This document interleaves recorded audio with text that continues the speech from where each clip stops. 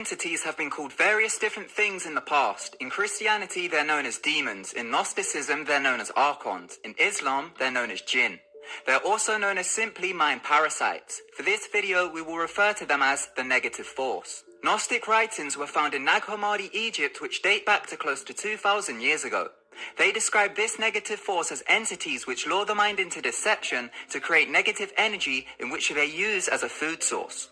They describe the archons as having the ability to make false events appear in people's minds and are able to induce a virtual reality experience. The Gnostics claim that archons do not implant the negative ideas into our minds. They expand upon thoughts we have already created, making them appear worse.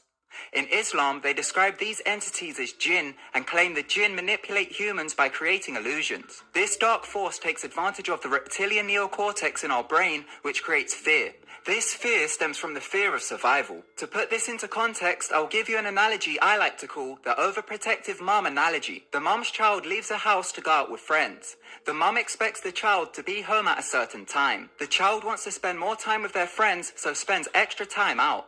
The mum at home instantly starts to worry and pictures every worst possible solution in their head, from their child being murdered, to abducted, to an accident, and so on. This negative connotation of thought will lead to the action of the mum phoning the child several times and may leave them volatile text messages. Once the child returns, the mother will act out of this negativity and may trade harsh words with them, and a punishment may come as a result. However, they now have peace of mind knowing their child is home safe. The entire time the child was fine and was simply with friends, but the mother was in an induced state of anxiety, picturing all the worst possible outcomes. This is a virtual reality and illusion spoke of in which the archons create to feed off the negative energy produced. The mother's reptilian neocortex created a fearful thought as she believed her child wasn't going to survive and pass down their genetic genes. The entities latch onto this thought and expand upon it. The fear created by the archons are false expectations appearing real, which produce false emotions appearing real. When we have negative thoughts, they affect our energetic field. What these entities do is lock onto this field and synchronize with the frequency we're giving off as an output.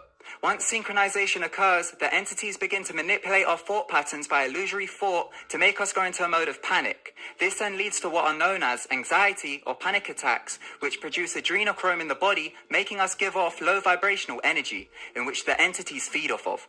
In more serious cases, this has been seen as demonic possession. 9/11 was a feeding frenzy for these entities and can be seen as a satanic ritual, as at the time of the attacks, a massive spike in the Earth's energy field was recorded as the population of Earth reacted as a whole with low vibrational energy to the horrific events which occurred. These archons manipulate our gift of free will by expanding and exacerbating negative thoughts we create to produce a low vibrational reality for them to feed on.